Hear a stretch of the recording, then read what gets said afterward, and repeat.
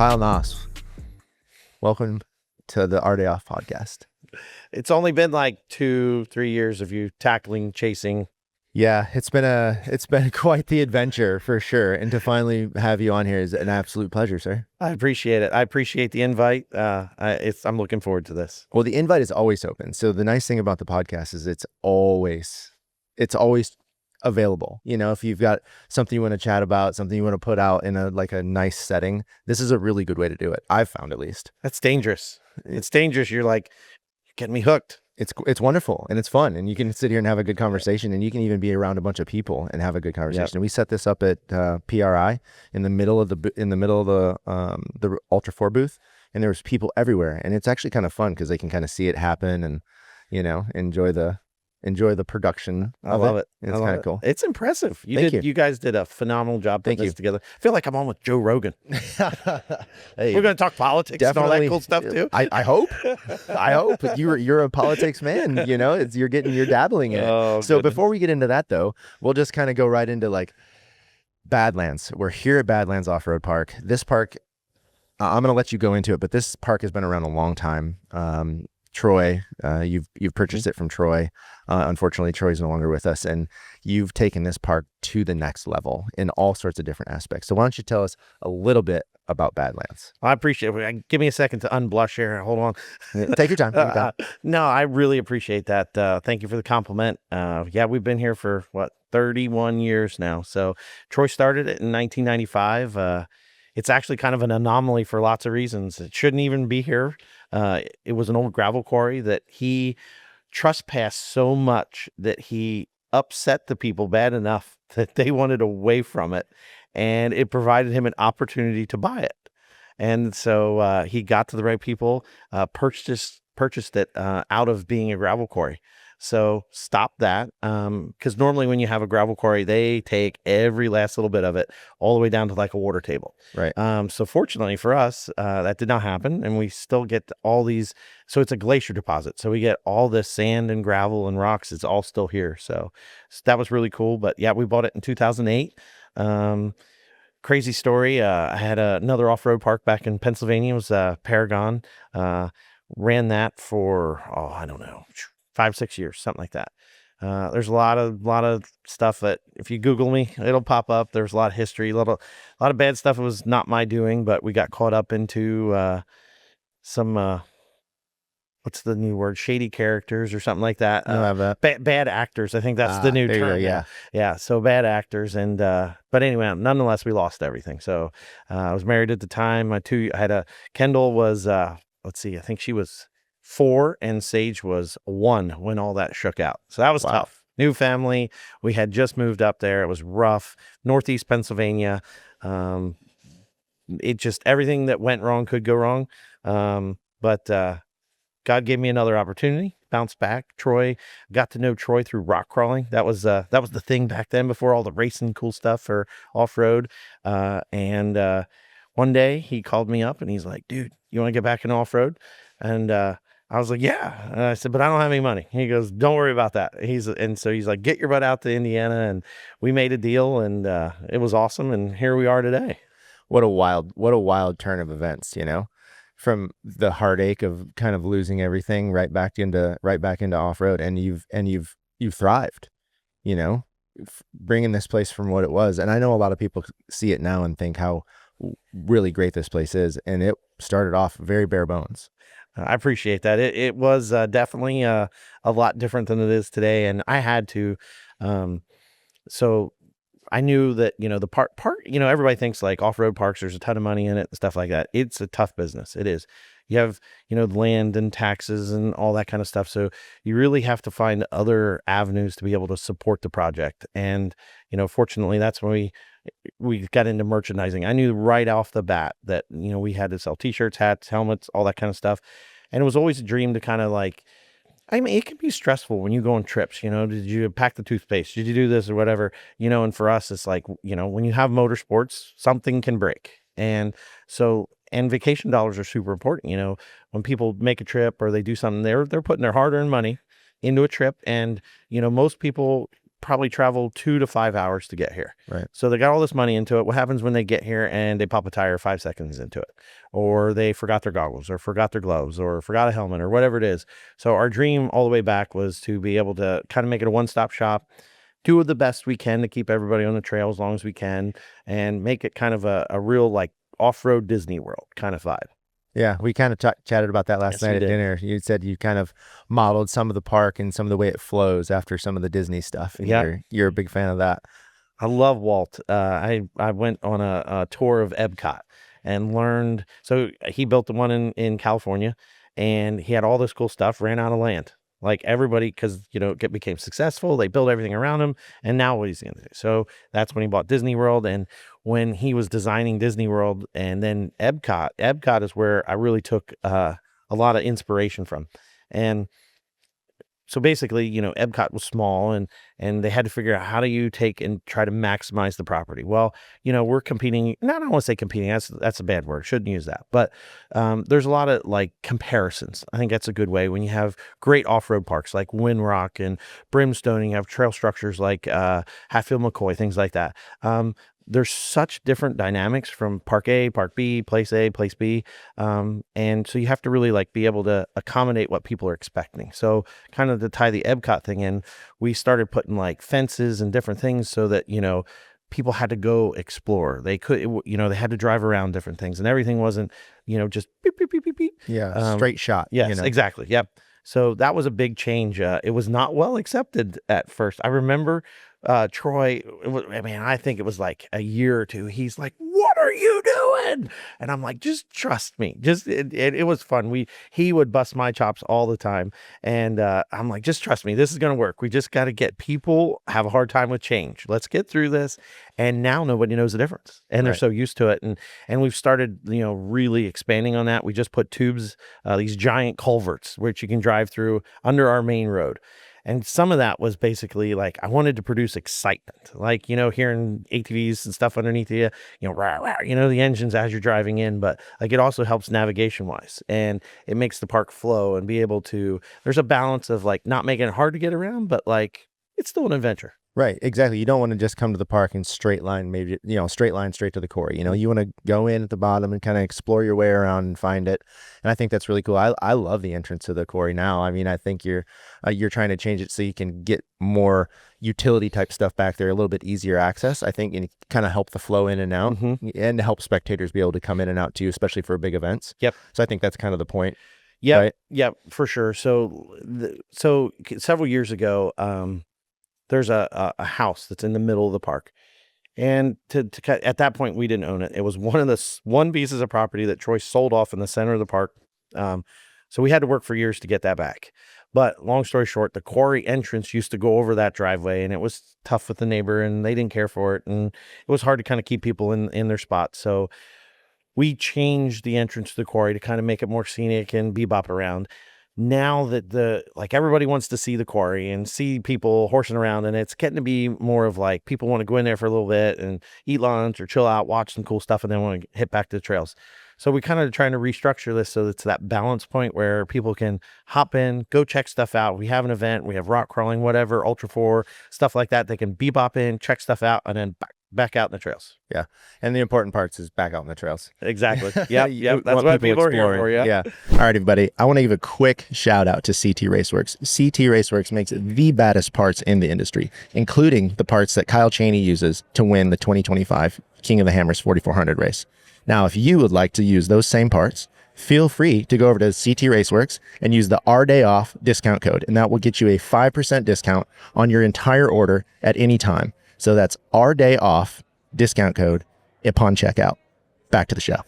And this place is really unique too. And you did touch on that. This area, especially Indiana, normally this is like flat farmland. Yep. There's not a whole lot of, we think of off-roading, there's a lot of mud, you can find a lot of mud in Indiana, but there's no hills and valleys and rocks and rock quarries. And Badlands is unique because you have everything. You've got sand dunes. We just did the long jump yesterday at the Bash, and then you've got the most unique thing is the serpentine. I mean, everyone you talk to, if you go outside of Badlands, hey, you been to Badlands? The serpentine. But everyone wants to talk about the serpentine because it's so unique, and it's been getting bigger and bigger and bigger over the years. But it's an anomaly that this is here, and it's really, really weird to be here now for me personally, because I started coming here when I was I want to say junior year of high school. So 17, 18-ish, around that time, I started getting in more into the Jeep world. My very first Jeep was a Jeep Cherokee, the square body Cherokee, not a Grand Cherokee. Buddy. Yeah, for all the way. Still till this day, can't kill them. Yeah, right. And me and my buddies would bring those Cherokees down here on we didn't have any money, so we would just drive them, and then we would break them, and then we would have to figure out how we're getting them back. So that was a struggle for sure. And then we all got jobs, and we started getting trailers and stuff, and we would trailer down here probably 2-3 times a year, and we would just spend 4-day weekends here. And to be here now and see how far it's come, and to be part of this, in a small way, like helping you build tracks and helping you kind of put on the event and stuff, like it's an absolute pleasure, sir. That works both ways, man. I appreciate all that. I do. And it's neat to be able to see, like, from like, it's like you talked about the evolution of off-road, and like that's exactly how I started. It was a Wrangler, not a Cherokee, but same thing, 4.0, and stock, and then you gotta get a job and work and get this and it's such an evolution. Then you get trailers, and you keep building and building, and it's like you have to like earn your street credit sometimes in this for industry, for sure.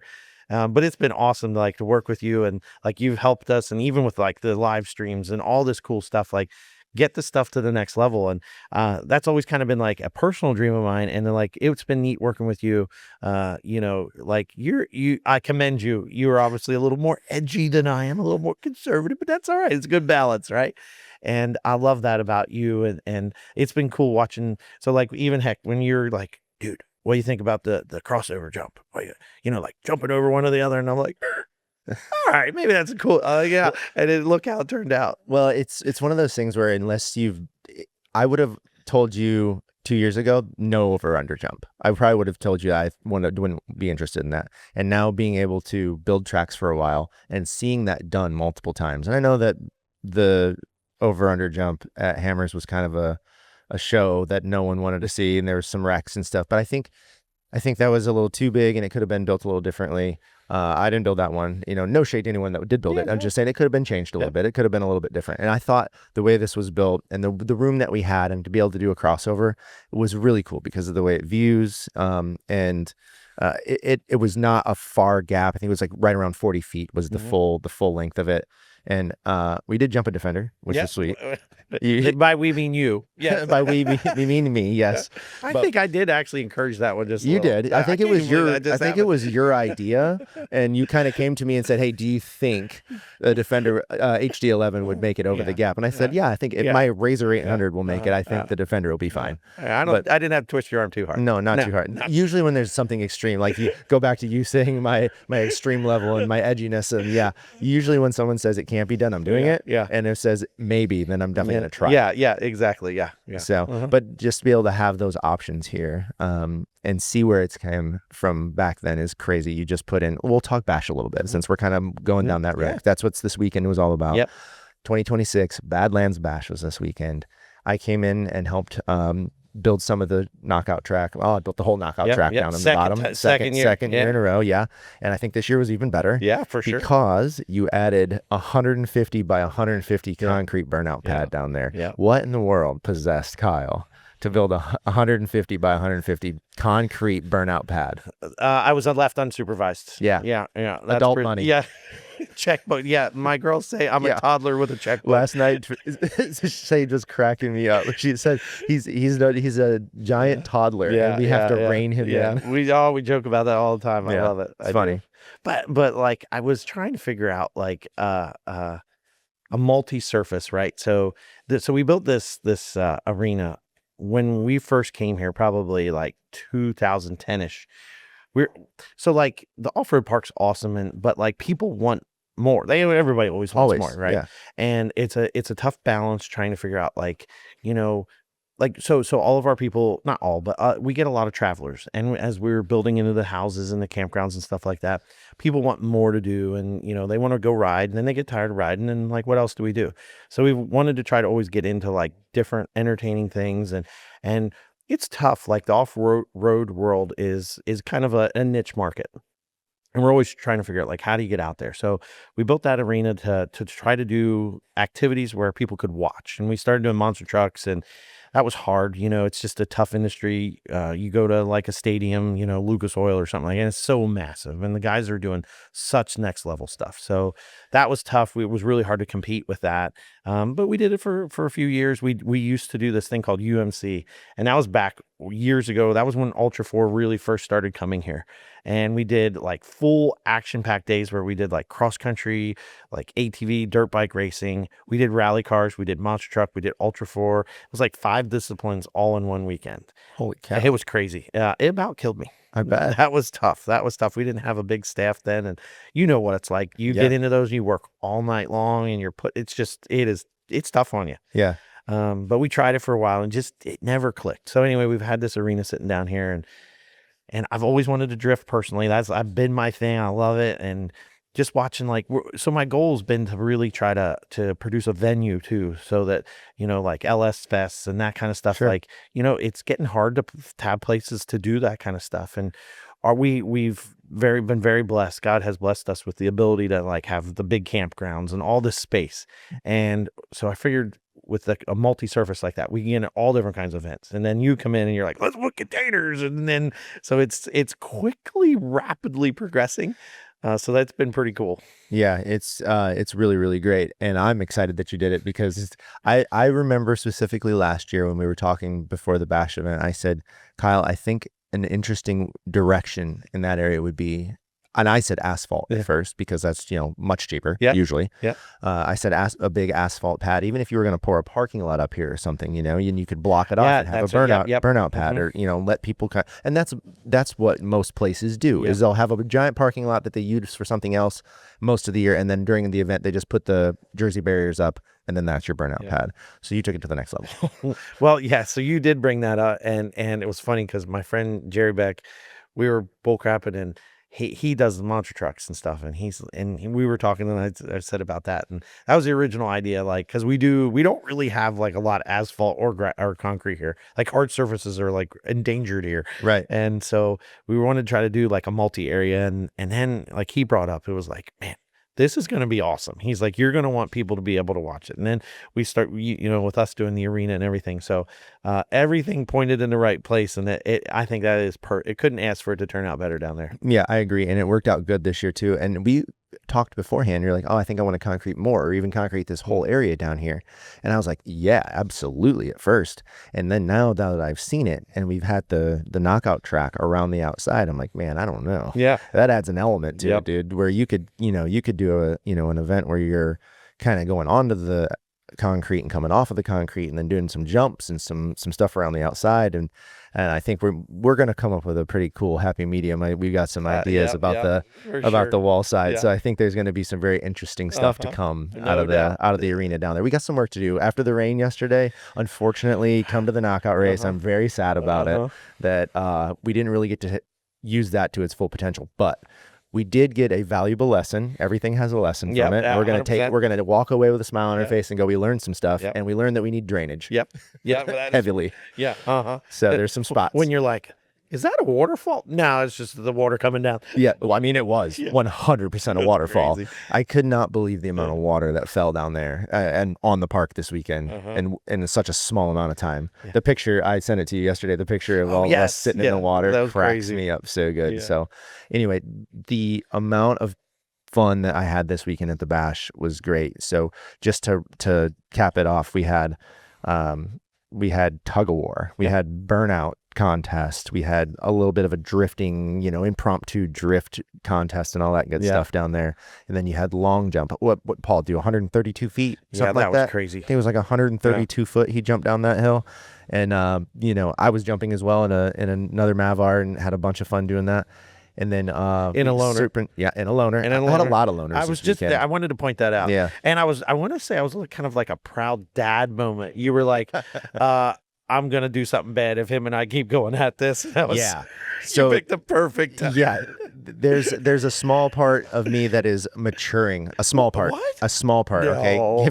I'm gonna just go small. With like, okay, go Me ahead. and Paul have raced each other and been all over this country racing against each other, and there's something in us that doesn't quit until you're won or broken. Yeah. There's no in between, and we both kind of Checkers or agreed. wreckers. Yeah, we both kind of agreed that there's going to be a point where we're going to be battling for the win here, and we're going to go to flat, Yeah. and it's going to hurt. Yeah. And I was in a rental. It wasn't my car. It was my buddy Scotty Lawrence's. And he was so gracious enough to let me drive the car and jump. And we were going, 100+ feet down the hill to the bottom. And I jumped one last time and I landed, and I thought the next jump from here is going to be into the flat at about 70 miles an hour. And this isn't my car, and I'm not even. And it was pretty. And I'm just doing this for fun. I'm not competing with these people. Like I want I'm here to put on the show and bring some excitement to it. I'm just gonna go ahead and tap out right here because I know where this ends. Yeah, that was a good decision. Yeah, and then turn right around. We got Serpentine right next door. The Serpentine was a great event. Other than it was like the dustiest thing I've ever done in my life. Yeah, and we were on the wrong side of the wind. We were on the wrong side. It was terrible. We were in the production trailer and the dust was blowing right in. It was insane. And then what else we got? What else we got at the Bash? So we had the Missing drag stuff. race in the Drag racing in the morning. That's Yep, right. yep. Drag racing in the morning. Which I was dust and wind going into the crowd. I was so busy in the morning running around making sure that all this was okay and everything was kind of in place, and going into town and grabbing things for this and moving the trailer and getting the ball and all that stuff. I didn't even make it to the drag race. By the time I was ready to like commit to being out, it was Serpentine time. So, but anyway, I hope the drag race went well. It did. And like that was one big thing. Like I appreciate, like, you never have enough staff for these kind of events. You just never do. And it's been super awesome, like having you come back and like you were taking care of building the course. I didn't have to, like, because we do have a business, so I gotta do that. Like having you take care of that. We had Larry came back to help with safety. Like that was, I mean, he is my professional warrior. He's over there. I like to say that, professional warrior. But like getting the more staff and like you guys covered the camera crews and all that kind of stuff. And then we had Tim who handled all the drag race with the UTV Outlaws, and then Somewhat Haggard Boys handled a lot of Serpentines. Like it was so nice to have that next level of people being able to be part of it and they were enjoying it, and it was just so cool. Yeah, I really like how you do that, by the way. And I wanted to compliment those boys, the UTV Outlaw and the Dayco guys, Tim Abner, and all the Somewhat Haggard boys. They did an excellent job. And I think it's cool how you give them an event. You're the drag race guys, and then the Somewhat Haggard is the Serpentine and that end of the deal. And I don't think anybody really handles the long jump other than me. I mean, I built it, but I didn't really do anything with it other than build it. And that was another reason I kind of tapped out. I was like, I can't have my face on this thing for the rest of the year, and I'm the guy who made it. It's kind of like cheating, I think. So you gave that to Paul. Now we're gonna have Paul's face. Well, that's okay. okay. Now I can do all sorts of stuff. I'm gonna put mustaches on him. There's gonna be all sorts of good stuff I can do. Park up there every day. Just park in front of his name, just me.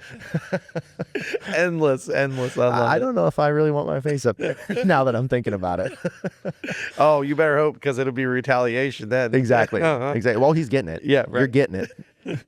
For sure. It was really cool to see Paul here. I love having him out. He's a wild card. Yes, he'll do just about anything. When it was raining, he was out there on the burnout pad. I think he was the first one, and it was just flooding. And he's just ripping donuts, throwing water everywhere. It's such a cool thing having all these guys here. He's like, I had 102 in circles. I'm like, Paul. Yeah, crazy. wild. And before we jump off of the Badlands Bash portion of this, I want to give a huge shout out to the crew that came because of me. I basically forced them to come, and I had Chase Gilroy. We're gonna talk about the zip ties you had on them when they got here. They were total. Yeah, I brought them in the trunk. Yeah, I had them in the trunk of the car. I drug them here. No, they came willingly.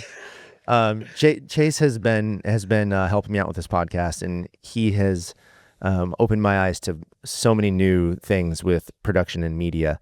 And I just knew that when you said Miles was coming, and you wanted to do a live feed and you wanted it to be really, really good, I said, real nice, Clark. Got your guy. I got your guy. He's the best. I want to bring him out here, and I want him to show you what he's about. And I think we were watching the live feed right before the podcast, right before we sat down, and it's really good. I'm really impressed. And it was completely easy too, because there was no wind, no dust, no Oh, rain. please. Yeah.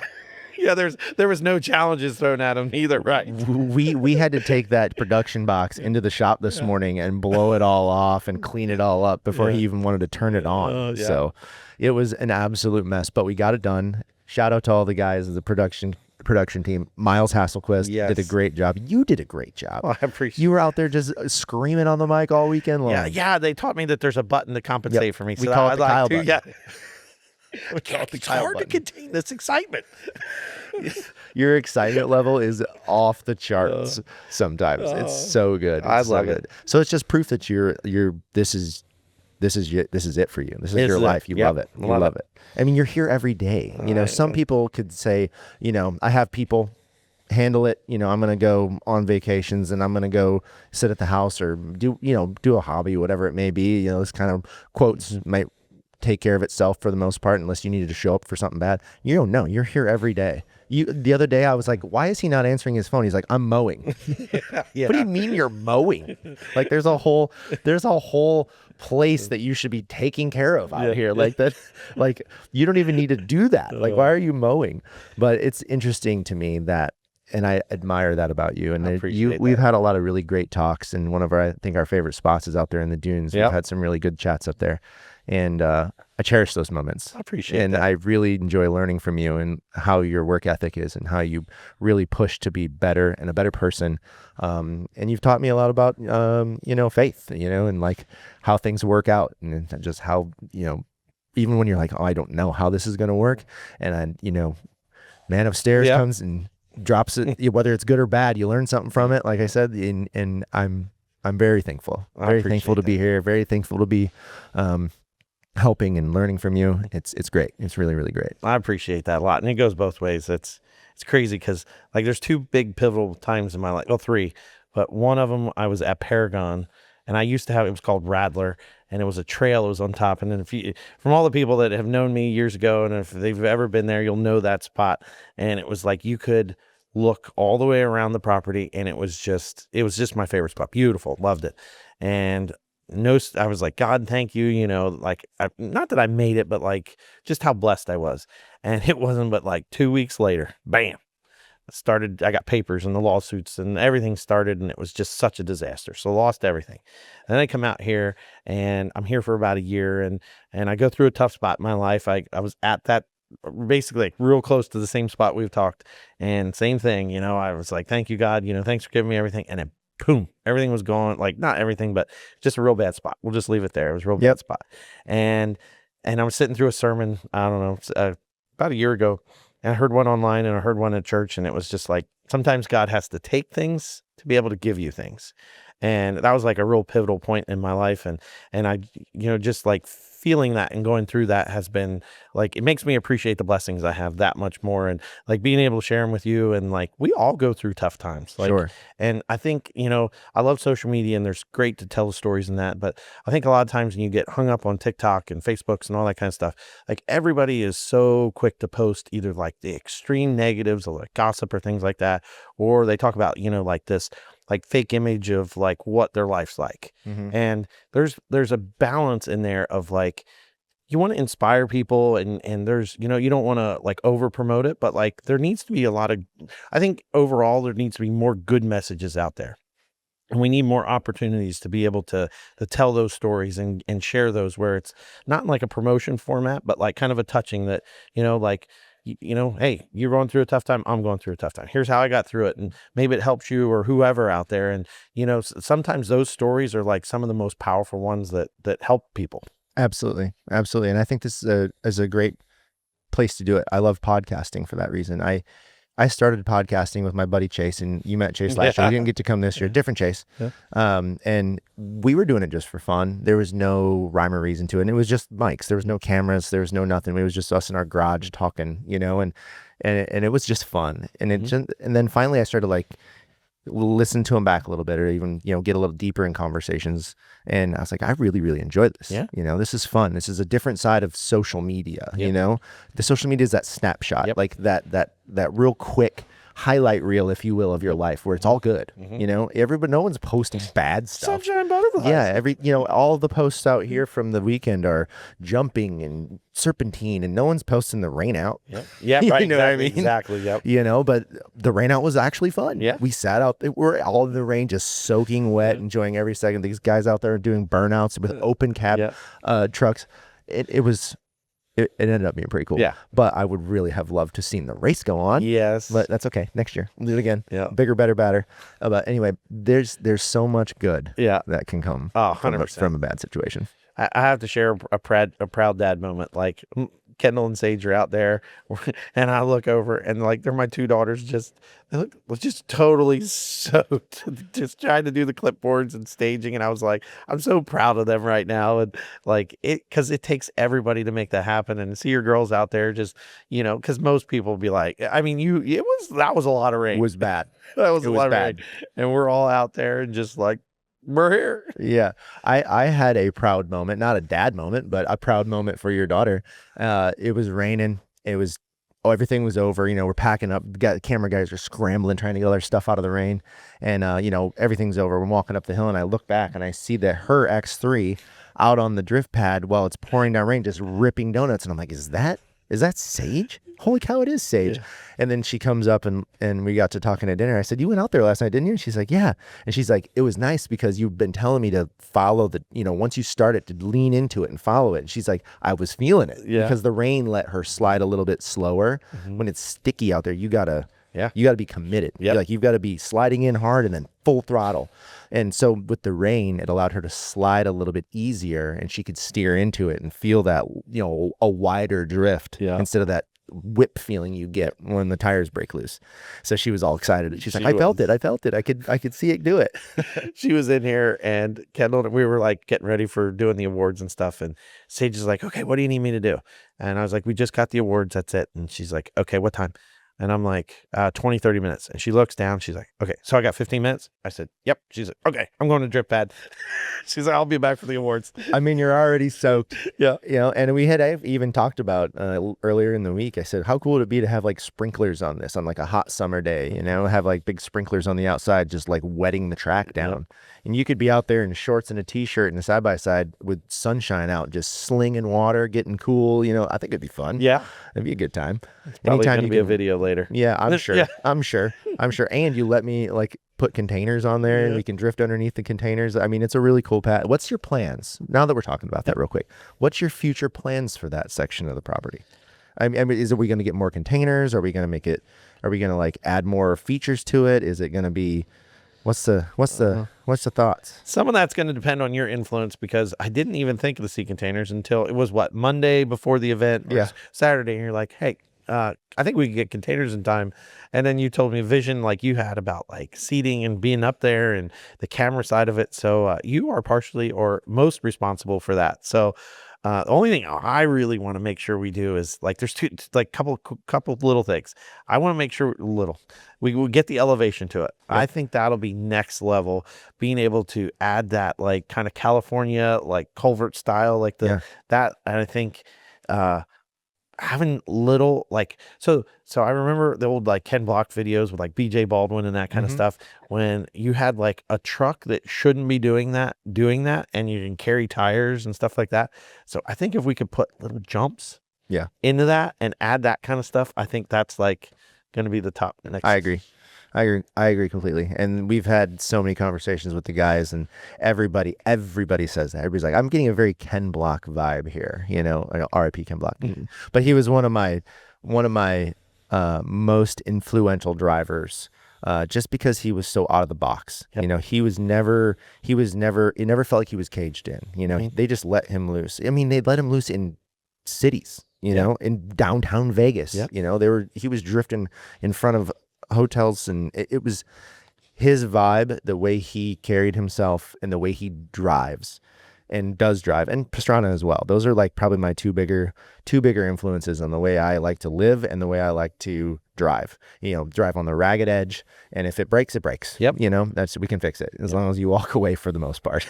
I'd love that. I think it was on Netflix, that that season that they did about him and Mhm. did all the behind the scenes stuff, and that was awesome. And like as you start to do this stuff, wheels bend and break and this happens, and you're trying to get that like cut, and it's really close, Mhm. and stuff happens. And like I do love I'm with you. Those are probably the two top influential drivers. You look at like Travis is a little more raggedy on the edge. Like Ken was more like business like he had a mission of something he wanted to do, and Yeah. Travis is like, let's see what happens. Yeah. I have both of those. Ryan, the drone op that's always with us, Ryan Adams. He's riding with me at the house the other day, and there was a corner that I was trying to hit in the 800, and I was taking him for a ride the first time in it. And riding in the 800 is a little scary because it's tiny, and you got to be going quick to be able to make it do something. I was hitting this corner, and it just wasn't working, and I was like, I'm good. I'm gonna just go through it, and we'll move on to the next thing. Well, it was bothering me so much that like 100 yards after the turn, I just turned into the woods and just started blazing trees down. And he's like, what are you doing? What are you doing? It's like, this turn's bothering me. We have to do it right. I can't just leave it be, I can't keep doing it wrong. So we just blazed through the woods, and he was telling you a story last night. I love it. And I don't even think of stuff like that. Like, I just do it, it just happens. And sometimes it happens good, and sometimes it happens bad. That's what keeps it edgy. I guess it keeps it edgy. I like it though. But we'll kind of talk about the one thing I definitely wanted to bring up in this podcast before I forget about it. You started Badlands, and it was just the off-road park. Mm-hmm. Yep. We're currently sitting in your pro shop is what you've named it. Yep. Correct? Yep. And then next door you have Attica Motorsports. Mm-hmm. So Attica Motorsports is the dealership side. Yes. Correct? Yep. And you guys, are you the biggest dealer in the region? Yes. Okay. Yeah. The whole Midwest were, we've been very blessed. We sold a lot of units, and it's been a challenge. We bought this the dealership element of it in 2014, and it was not a high performing store. We'll say it that way. And so that was, in here we have 3,000 residents in Attica. So not a lot, but we are supported in our area, and there's a lot of farmers and things like that. But a lot of our customers come from pretty far away. And that's been kind of like one of our dreams, is to be able to make this like a destination store, kind of like a Cabela someday. So this side is the sales side right now, but we outgrew it the day we moved in.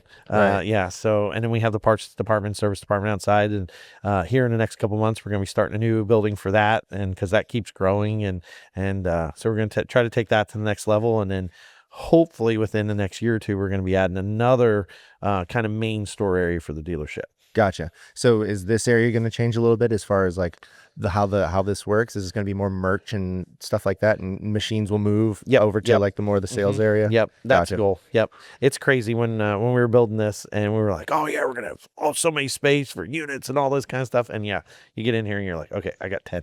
Yeah, you get 3 or 4 units in here, and you're like, uh-oh. Yeah, plan B. Yeah, we're out of room. I feel like that's the constant problem here. You've grown so much exponentially that you're building, you can't even almost build fast enough. Yeah, it's it's a blessing. It is a blessing, but man, it is tough. Blessing and a curse. Yes, sometimes. it is. Fortunate, like I've never in my life would have thought we would be running out of space like we are, whether it's parking lots to building, stuff like that. So we're always trying to kind of change and fudge this, move this, do this. And everybody likes to kind of joke with me because like I don't bolt anything down. Everything's got to be on wheels because we're so changing all the time. It's like the fixtures, everything. It's like, can we move that? Like, because it may change. Well, this is a great example here. I asked you the other day, I said, where could we do a podcast? And you went, I don't know. Like, where do you want to do a podcast? I was like, well, preferably inside somewhere. And then it's like even worse. You're like, oh no. Okay. Inside. I could just see the wheels start turning. And then I started mentioning it to Larry, and he was like, well, I think we can make something happen in there. We'll move some stuff around. And he was so gracious enough to come in this morning and help us kind of set this little area up. And I thought it was kind of cool. I like this. I love it. I love this area, like this particular building. I love this vibe. If I could have a house, like a shop house, this is what I would want it to look like. The girls always tease me like, everything you do, Daddy's like a giant man cave. Yeah, that's okay. Yeah, that's great.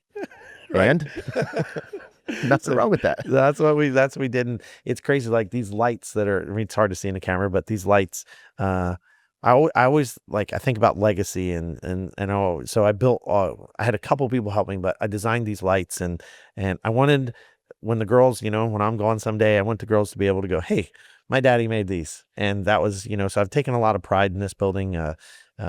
Just there's a lot of me in here. We'll say it that way. That's good, and it shows. I It's appreciate fantastic. that. It's fantastic. The attention to detail is cool. I didn't even notice it until recently, but we've been staying in the campground. Mhm. You have how many sites?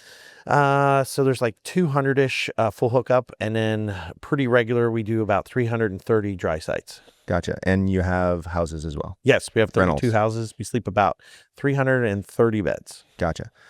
Amazing. Thank by you. the way, Thank you. what a destination. So literally you could fly into Mhm. Indy Airport if you're from out of state, rent yourself a car, drive to Badlands, because you also have rental machines. Yep. You could rent yourself a house, rent yourself a machine, food on site. Yep. And just have an absolute blast. Yeah. And fly home. That is the goal. So your goal of the one-stop shop is happening. Thank you. That's where we're getting close, real close. I love it. So the attention to detail that I was talking about went back to the campground. I did not realize that all of the picnic tables are branded. Yeah. And metal cut out with the campground. Yeah. I mean, really? Yeah. You could have just bought picnic tables, know? Yeah, I love that kind of stuff. I have a friend that has laser cutting, and like, why not? And we will. So there's some functionality behind that. We kept people break picnic tables and stuff like that. So we're like, we make these out of metal, and then it kind of go in from there. And so that's how it goes. One thing to another, and you can't leave me unsupervised. Well, clearly, because we've got all sorts of things being built. The new gates look great, by the way. The new gates up front. I mean, it's not a finished product yet, but they're looking good. Yep. Looking great. Adam and Roy have been doing that. That's been kind of their project, and that's like I do not want to take credit for everybody. I got so many nice people and employees and staff and friends that have helped contribute to that stuff. But that's what they've been all about that. So they've been working on that, and our last gate kept breaking, and it was heavy and this and that. So they've got wheels on it now, doing a good job. Yeah, it looks really cool. I can't wait to see the finished product. It's really looking nice over there, and that's right at your new bridge. Yep, the new bridge is cool. We've been so busy the last couple of days that we really haven't had a chance to. I know this park really, really well. I've been coming here for years, so I know it really well. But these guys are all new. Chase and his son and his intern. Jake from State Farm.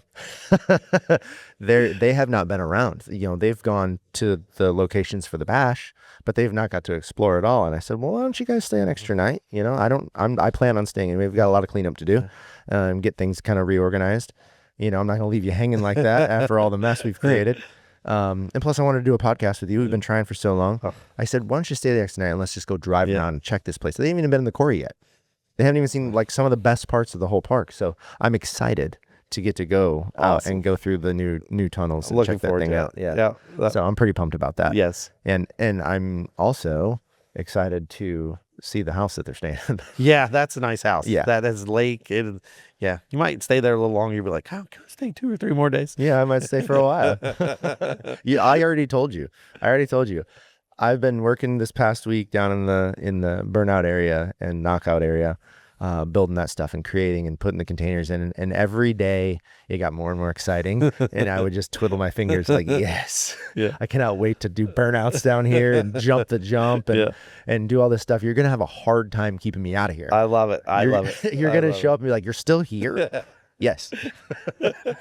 Yes. Yeah. I have a permanent spot in the campground now. You're going to have a little like cardboard sign that says, I work for Burnout Tires. Absolutely. Actually, we need put that in the notes. We're going to do that. I work for E85 and Burnout Tires. Yes. Which is actually E85 has been proven to be a very hard thing to find in Attica. Yes. Yeah. I had to borrow some from Tim. Yeah. So, but he hooked me up He until did. the belt blew up. Yeah. So there's that. Oh. I broke everything, by the way, this weekend. Blew the front axle out of my Jeep. Oh my. Yeah, totally random. I went up to the serpentine to close it off because you said, did you do the serpentine? Yep. And I was like, oh, I did. Yep. And you said, did you close it? I said, oh, no, I didn't. So I drove my Jeep out there and I was going to close it off. Turned while I was on the sand dunes, not doing anything, not even in 4-wheel drive. Turned and I hear this crunch, crunch, crunch. I was like, what in the world was that? So I stop, get out. I look down, oil pouring out of the front axle. And I'm like, what in the world? The hydraulics got hydro assist on it. The hydro ram spun on the tie rod. And when I turned, it punched into that front axle housing and destroyed it. Oh no. To the T of like broke the casting. Oh my goodness. I'm So there's sorry. that. Yeah, there's that. Just, So there's that. And then turn around, get the drift truck out, which the drift truck's made to like party. Like it's ready to go. Like I know something's probably going to happen with that thing every time I drive it, and I'm prepared for that. And we had a great time, great show, and then blew the belt, destroyed the case, which is fine. I mean, it's just a matter of changing the belt. I just haven't had a chance to do it.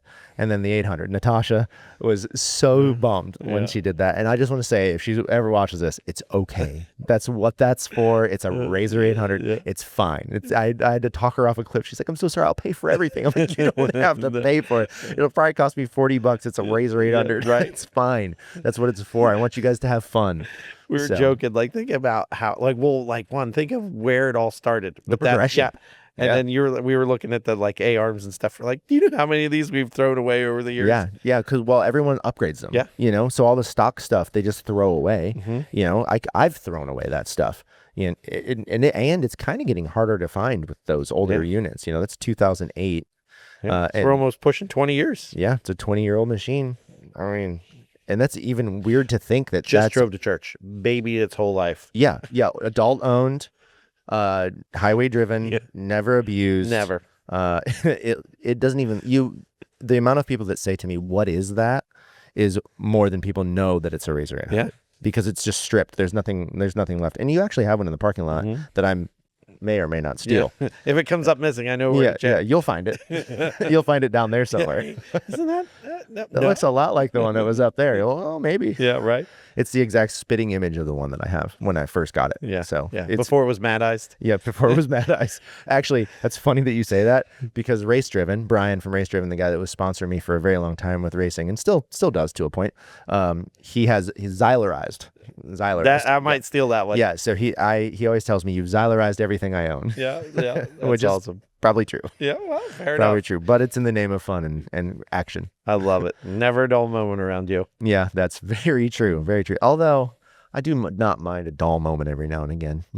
I think that's some of this too. Yeah. I like to sit down and have good conversation. Yeah. Long format stuff is definitely awesome. It gives you that. Like, here, if we had 10-second increments, never be able to get all this stuff out. It's not a good conversation. I think that's the good part of a podcast, is you can really sit down, and the first little bit is, you kind of get nervous because you got all the lights and the cameras and all this stuff going on. But really, at the end of the day, it's just sitting here having a good conversation. Right. And that's what I like. I like learning about people. You don't have makeup people? We do. Oh, we okay. do. Shady's here somewhere. Yeah. You need some? Get some lashes. Right, yeah. Crack me up. So, outside of Badlands, you have been very active in your community. Why don't you tell us a little bit about what's going on there? Because I think you own a school now. Working on that. Almost. We do we're really trying to invest heavy in our town. It's been something we've done for years. It's been important to us. We do there's an event coming up in a few weeks called Dancing in the Streets. So we built all these, back in when it was talked about UMC, we got into these carnival games. It's old school, just simple, easy. So this Dancing in the Streets will take games down, and it's all about the kids having fun. And where it doesn't cost the parents any money. So we'll donate that. We'll donate the games. A lot of times we'll do bouncy houses or bull ride and stuff like that to bring all the community together. It is so easy to get so busy and separated and all that. And we really want, we have the off-road side of it, camaraderie, and that's what we're trying to build with the town. So we've done different projects. We have a community center where if you rent that, all that money goes and helps a benevolence fund for the city. So really try to give back as much as we can. And as you mentioned, this last project that we're trying to take on is there's the school had built a new elementary school connected to the high school. So for the last several years, probably 2 or 3 years, the old elementary school sits in the center of town, and it's just really sitting there vacant. And so we're trying to do a revitalization of that, make it a hotel, a commercial space where local businesses can come in, kind of give them a launching pad or, stationary, something that'll complement the hotel, but give people a start, and then community space. So, community projects, YMCA type things, have a restaurant. It'll have event space, place for people to do weddings or, all just any kind of event and really kind of stimulate our area. We're very fortunate. We've got one of the top 10 golf courses here in town. Yeah, wild. Yeah, right. The Harrisons, they do a great job there. It's a country club. So we're hoping to kind of help them because there's really minimal lodging here, other than the stuff right here at the park. But there's wedding venues. We have Turkey Run. It is like Fountain County, Warren County it's just a phenomenal place to live. I love it. It really is a wonderful town. We've been going downtown past few nights for dinner. Shout out Boudreaux's. Yeah, right. And the downtown area of Attica is actually really pretty. Mhm. And you can tell it's like an older downtown. Yes. All the buildings are older and they have that very Victorian style. And even some of the houses as you're leaving the park, on that drive out of the park in that little 25, 30 mile an hour zone. Mhm. Some of if you just look around, some of those houses are gorgeous. Yep. Old brick, very Victorian style. What a beautiful area. And another thing that you told me that I didn't even know, the covered bridges here. Yeah. Is insane. Yeah. So there's 19. You can actually drive to 19 of them right here on a side-by-side. Yeah. I didn't even know that too. Yeah, That's another thing is you can drive your side-by-side right from the park into town as long as you stay off the highways, stay off the main roads, and obviously follow all the laws. And you can go into town and get lunch and go to the fuel station and whatever you need right on your side-by-side, or go see the covered bridges, all over the place. And the river through here is gorgeous. The Wabash. It is really just perfect here. You get we're so close to Indy, Lafayette, and Chicago's like 2 hours. But you get all that and in rural America too. So it's a great place to be. Yeah. Speaking of the river, you took me down Riverside earlier on in the week and showed me a cool spot that you're developing for overland camping. What sparked that deal? So I don't know, man. It was 5 years ago. We had the opportunity to buy a 350 acre parcel of property that connected our property to the river. So that was our big thing. And I had always dreamed about it for years. It is such a beautiful, it's probably a mile along the actual Wabash River. And, we've been kind of looking for, different uses and different ways to really kind of do that. And we did our Cinco de Vintaggio, which was a small vintage ride. And we did some camping down there and it was just so beautiful. And we've been looking, overlanding is such a big thing now. And it's really a low impact, good use to get people out in the outdoors. And so being it's such a beautiful place, we really want to try to figure out low impact, how can we get people to be able to enjoy and experience this. And so we decided to do some overland camping down along there, so it'll be kind of real premium, real nice, kind of limited. And then we just worked on another deal, hopefully have that secured for next year where we'll all but double that. So we were working with a local farmer who has an adjacent piece of property. So we're going to trade some farm ground for some overlanding ground to be able to kind of really maximize that too. Perfect. And what a cool little spot down there too. And you can see it's right on the river and you can see that thing go up and that's flooded before. Yes. I've been here when you had the old water truck out there. Yep. When it was just in the middle of the lake. Yeah, there's been times when it was gone. Yeah. And there's the top of it sticking out. And what'd you end up doing with that, by the way? It's still there. That's our water measuring device. Is it still out there? Yeah, you drive out there, you're oh yeah, that's how deep the water is. Well, I'm going to have to go out there and see that again. Yeah. I haven't even noticed it was out there. And it's crazy because so there, if you divided that property in half, half of it had rolling hills in it, and we call it the prairie field. And then, so that took up we added probably about 200 acres back into riding. And that water truck's we did a UTV track there for a little bit and it didn't go over real well. It did a lot better just opening it to the public. And so that water truck was there. Something broke on it. I can't even remember. It wasn't even ours. It was one of the local race organizations that was doing events down there, and they just left it.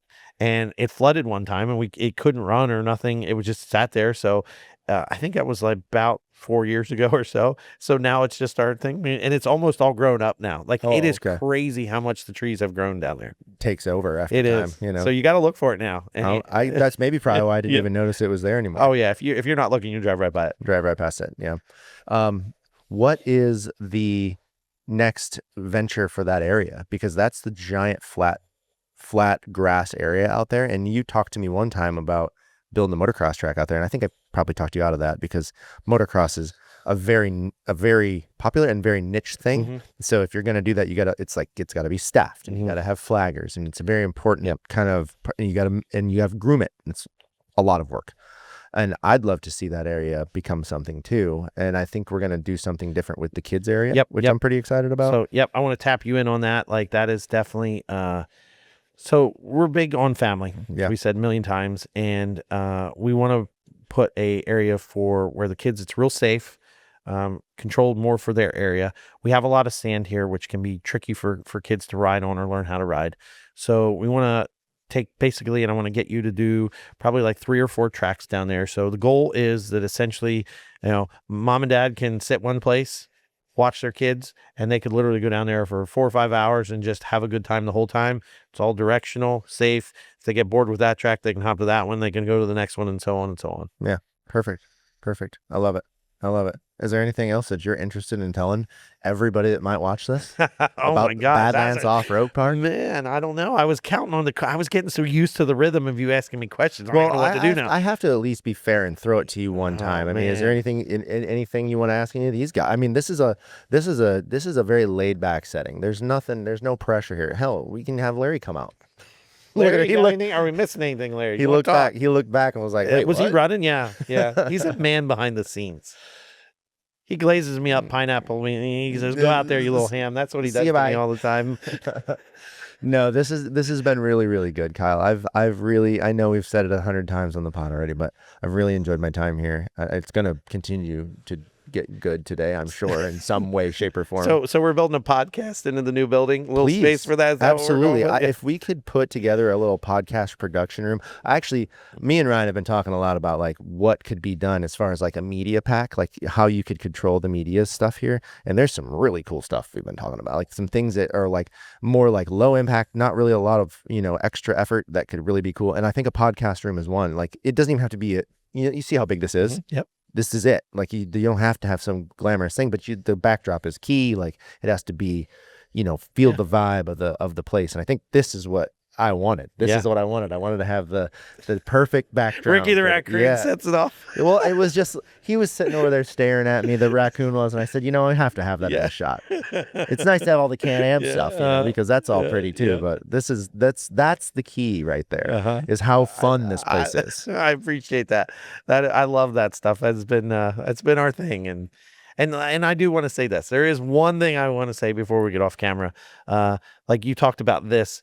So I think one of my biggest things that we want to accomplish is being able to take more of our stuff on the road, being able to tap into we built the Grill Sergeant, which is a 6x6 grill that we can take off road. And like, I know we can't set this up, but but we could do it on the road in the trail, like different ideas we're kicking around. But like, I think with you and other people, just being able to doing one of the big things is with working with Can-Am and different things, which I want to thank them.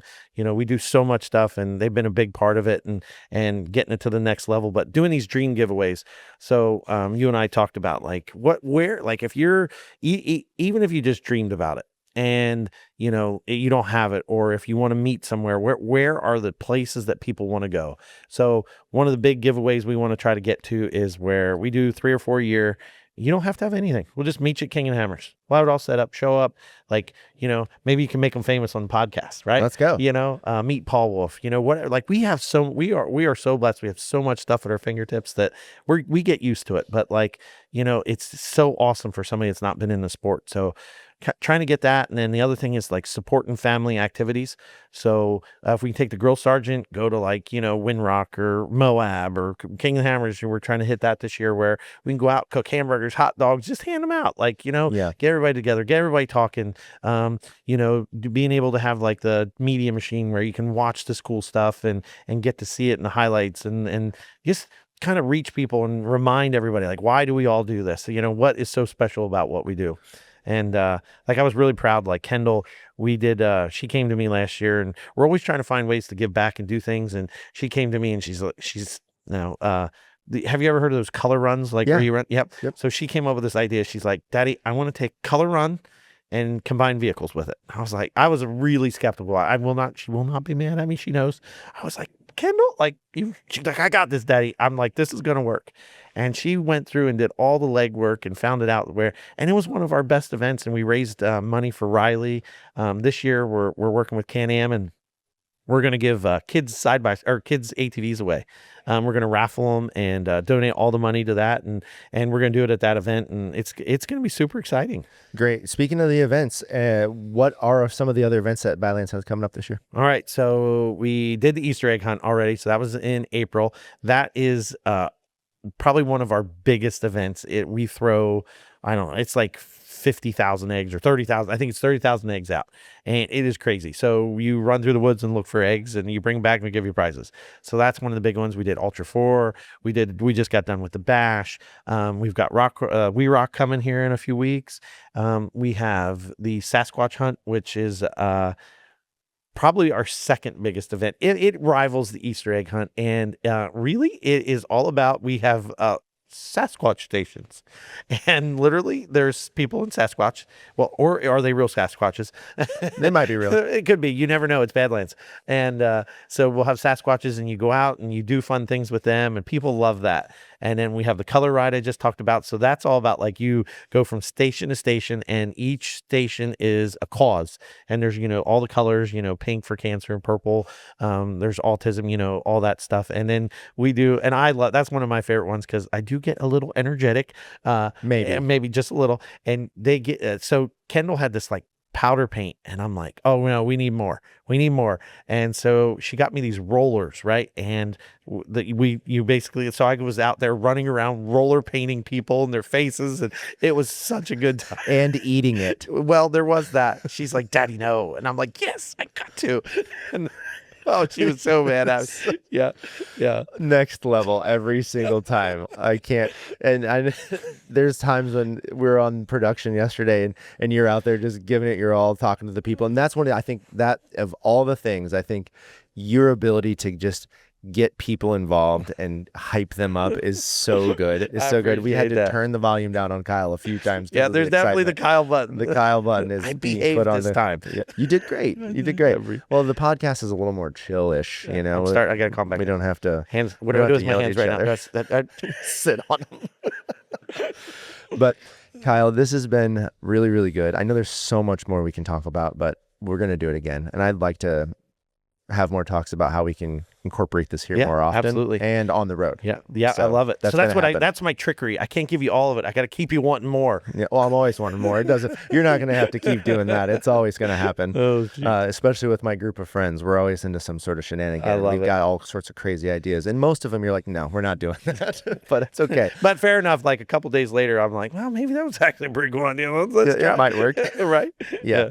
It's an absolute pleasure to have you on here, Kyle, and thank you very much for giving us the opportunity and to be in this beautiful shop of yours and this beautiful piece of property. I appreciate it. And I hope everyone has a chance to listen to this and also come to Badlands and find Kyle if you can. He's the Sasquatch you can't find half the time anyway. I'm an elusive creature. You are for good reason. You're a very busy man, and I was chatting with Larry at dinner, and he's like, I don't know how he does it.